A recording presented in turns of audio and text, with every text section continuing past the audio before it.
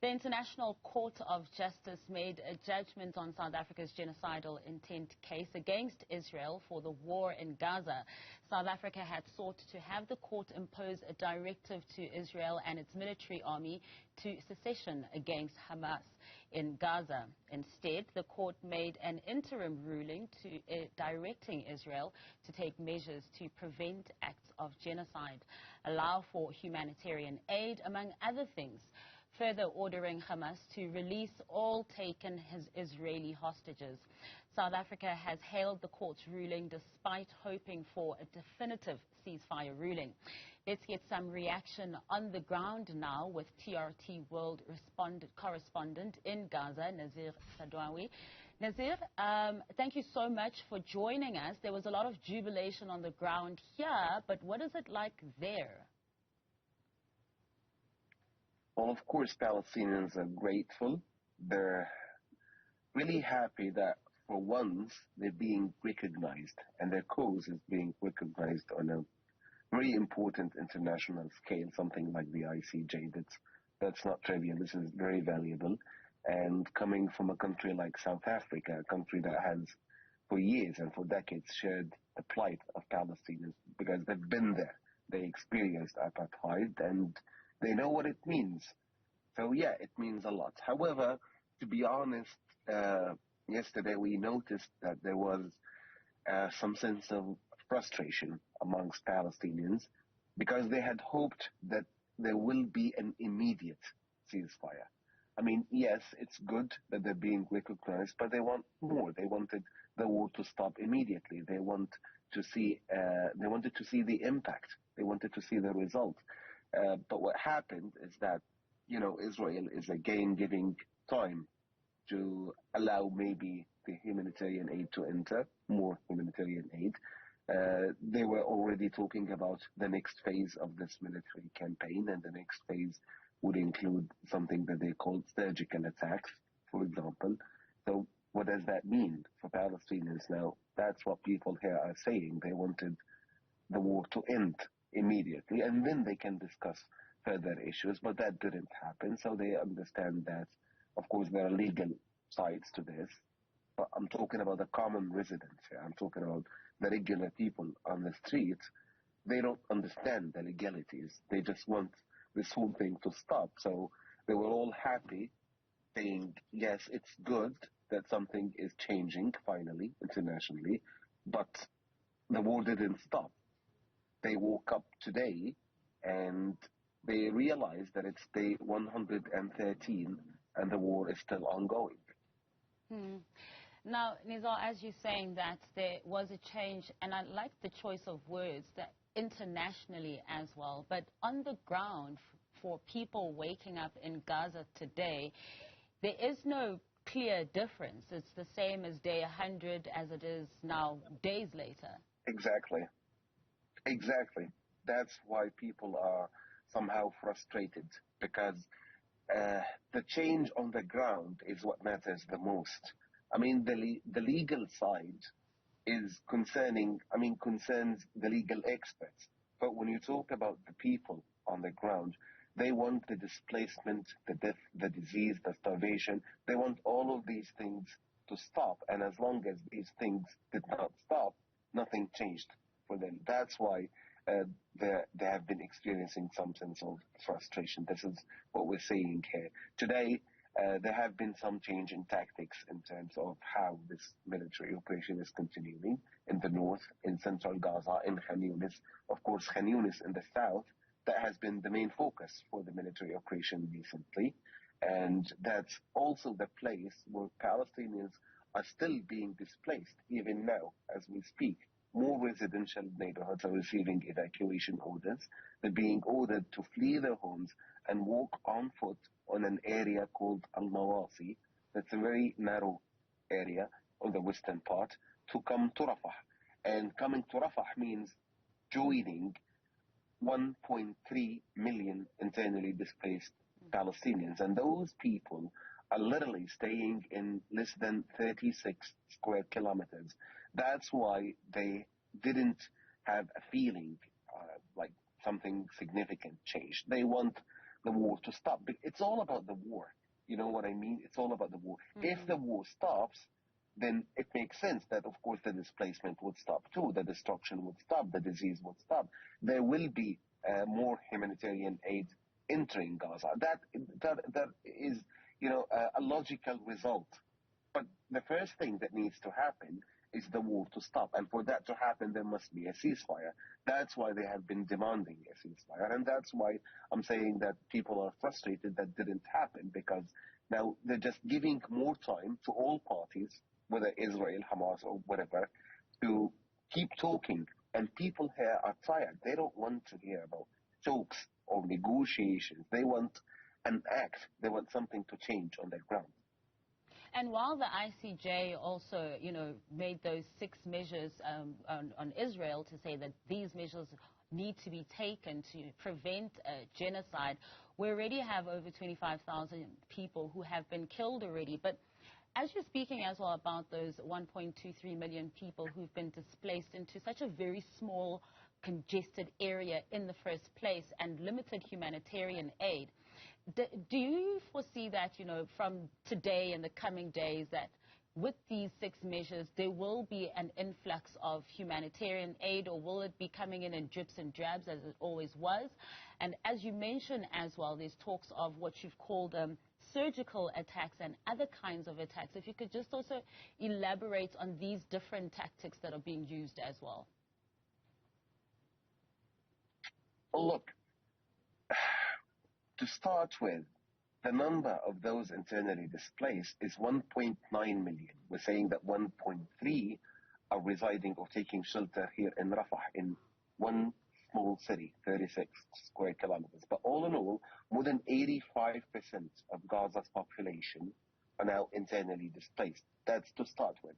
Now, before this war started on October 7th with the Hamas attacks and all, Rafah crossing border, which is where the aid is coming from, used to see the entry of nearly 500 aid trucks a day. Now, both crossings, Rafah and Karmabutanin, are only seeing the entry of fewer than 200 on a daily basis. And they keep talking about the capacity of the crossing. So, why is that happening? I do believe that it has something to do with politics. It has something to do with the inspection process that happens at a smaller Israeli crossing inside the Egyptian territories called Nizar. So that's the thing. If they want to increase the number of aid, they can do it, because it has happened before. I mean, there's no magic there. The fact that they could allow the entry of more than 500 a day months ago, it means that they can do it again, right? So that's the thing. Another important thing here is to provide safety guarantees for aid workers, for aid NGOs, for example. Even the United Nations' largest agency, UNRWA, they had their convoy attacked once before. Doctors Without Borders had one of their shelters attacked before, during this war. The WHO, World Health Organization, at one point, they said that they have had to cancel 6 missions to northern Gaza because of the lack of safety guarantees. So the Israeli side needs to, provide safety guarantees for aid workers. That's one thing. And one more important thing is to allow the entry of aid to the northern areas of Gaza, because all of the aid that entered Gaza during the past 112 days, most of it, to be honest, most of it, let's not just say all, were limited to the southern part, meaning that they had to stay in Rafah, Yunus, Deir al-Balah. That's the central and southern parts of the Gaza Strip. That's the thing. People in the north are the ones who are literally starving now. Yesterday and the day before, we've seen footage, we've heard stories, and they're real, about people who had to grind animal feet and mix it with corn to create something that looks like bread. So imagine what we're talking about. This is real starvation. Even here in the south, when we talk about that large number of internally displaced people, I mean, the UN itself cannot accommodate for that large number of people. We're talking about 155 UN shelters in the entire Gaza Strip, housing 1.4 million internally displaced people. fewer than 208 trucks a day. So, I mean, this is pretty simple. It's not easy, but it is simple. It's a simple equation. People are starving everywhere, and especially in the north. It's worse in the north because of the fact that they don't get aid at all. That's the situation. Now that needs to change, whether it's because of what happened in the ICJ, whether it's because of what's happening in these ongoing negotiations in Egypt or Qatar. It doesn't matter. Palestinians need to stop dying of hunger. This is what they care about now, more than they care about politics. But to talk about whether that is possible or not, yes, of course it's possible. I mean, if politicians, if the decision makers want this to happen, they can make it happen because it happened before. That's what we're saying. As for the tactics, the military campaign from the Israeli side continued to change repeatedly. I mean, there were times when they retreated from the north, but then they came again. The exchange of fire is intensifying in certain areas, not just in Khan Yunis. It used to intensify. I mean, it intensified in the north, in Jabalia, in Gaza City, and in central Gaza. There were many incidents where even the Israeli army lost many of their soldiers because of these clashes that are continuously happening everywhere, and now they're being focused on Khan Yunis. In Khan Yunis, actually, there are intense clashes happening in Khan Yunis. As the Israeli army continues to advance towards the heart of the city, the clashes intensify. That's normal. And it's intensifying because we're not talking about two organized armies. Gaza is unique. I mean, Gaza is basically, you're talking about small neighborhoods, refugee camps, and islands. So if the Israeli army wants to continue with this, they have to understand that this is a guerrilla war. And they do understand this, and that's why they have been experiencing losses themselves. But, of course, nothing compares to the losses of Palestinians here. We're talking about the fact that roughly 150 to 200 Palestinians die on a daily basis. That's the average of how many Palestinians are killed daily. 70% are women and children, and they keep talking about surgical attacks. Well, what does that mean? Does it mean, for example, that if they want to kill a wanted person, they don't have to wipe out an entire neighborhood to do that? Well, if they can do that, shouldn't they have done that already before killing 25 or nearly 26,000 Palestinians before? So a lot of questions here at stake. And of course, Palestinians realize that this is about politics mainly. I mean, that's why the negotiations are still ongoing. That's why there are many obstacles. Everyone is discussing how would Gaza look like post-war, the post-war Gaza. Would it include Hamas or not? Hamas says this is an internal Palestinian issue, and there shouldn't be any interventions, whether from Israel or from any other supporter of Israel. But Israel says that they don't want Hamas to be involved in ruling Gaza before that, which is again a Palestinian issue. And one more thing here, Palestinians did not want a pause in hostilities. That's the difference here. Israel and even the United States government, they continue to talk about a pause in hostilities. Well, what Palestinians are asking for is a complete cessation of all hostilities. They want the war to stop. They want the Israeli troops that infiltrated inside Gaza to retreat, to withdraw from all areas in Gaza, and then they can talk.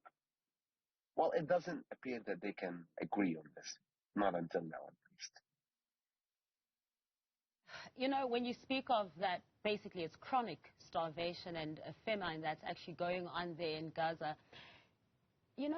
Just explain to our viewers, Nizar, what is it like for the people in Gaza living on humanitarian aid?